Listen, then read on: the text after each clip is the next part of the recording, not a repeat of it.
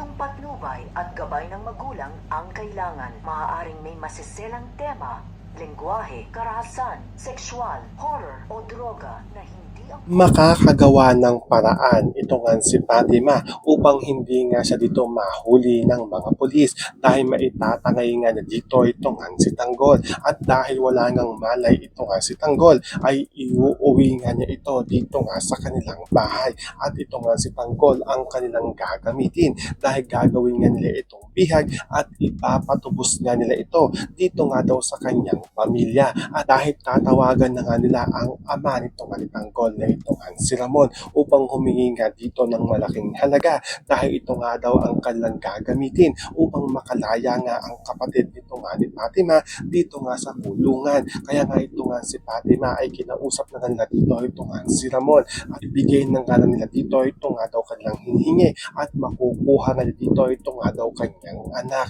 Sa pakakaabangan nga natin dito ang pagtubos nito nga ni Ramon dito nga kay Tanggol. Yan ang ating mga pakakatapukan at pakakaabangan dito nga lang sa FBJ's Bagang Quiapo.